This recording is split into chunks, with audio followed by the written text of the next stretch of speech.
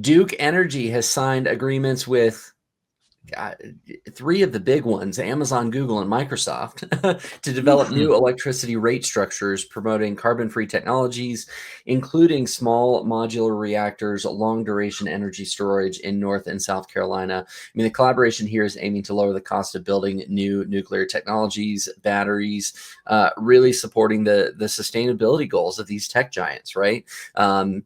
I think the big thing that they're going to run into now, or what they're working through now, is kind of making sure that the agreements are solid from a regulatory standpoint, specifically from North and South Carolina state regulations. Yeah, sounds great. You've got the cool Amazon, Google, Microsoft with Duke Energy. Sounds really modern. Great. What about our infrastructure? I think. What about the grid itself? Mm. Small modular reactors, long duration batteries. Sounds great until that grid looks like a complete plate of spaghetti in front of you. You're upgrading your speakers. Imagine this situation without checking if the power grid can even handle the bass that's coming through it. So if they can't stabilize the grid, all these deals are just marketing fluff. So it sounds great with those brands, but you better have the infra that will bring it in, not the plate of spaghetti, as I said. That's my take. Yeah, What do you think? this is well, this is it's actually interesting because I was at an event last week around SMRs, so I should Yep. be like really on it now, shouldn't I? Okay. But I'm bowing. yeah, I'm bowing.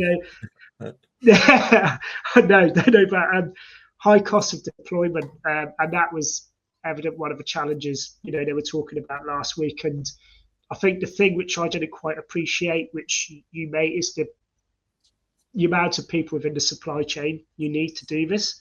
And Yeah. people were talking to last week, they said there's 40 million parts in an SMR. So that's quite a lot to take in, right? So for me, just it's a couple.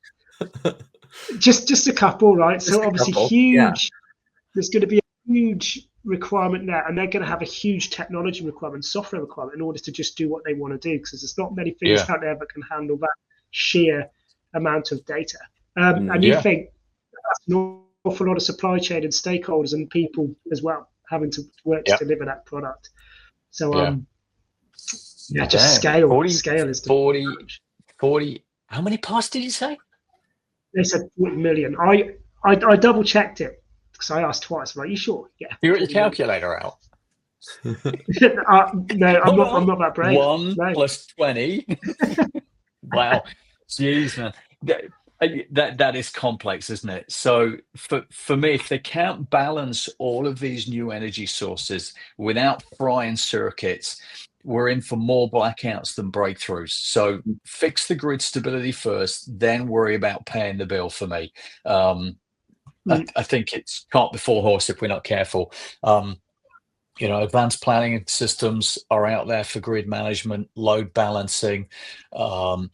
APS will deliver you real-time data from small modular reactors to batteries, to renewable sources, to balancing your supply, your demand, etc., etc. So I think get your advanced planning and scheduling running over the top of this new technology.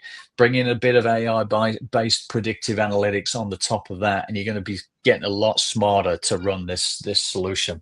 I don't know if there's other stuff you're thinking of as well, which we would bring in, Charlie. Yeah, I think kind of, if you think of if you think of a traditional production line now, although a lot simpler in how you have your OEE and you track it and monitor it. If you think of that for your grid, I know it's a little bit bigger, right? But making use of all the sensor and the real time data we can have, which can feed probably into what you're saying.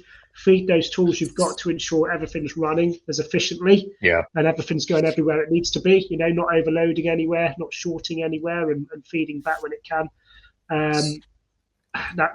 That's going to be critical to make sure it's even justifiable, I think.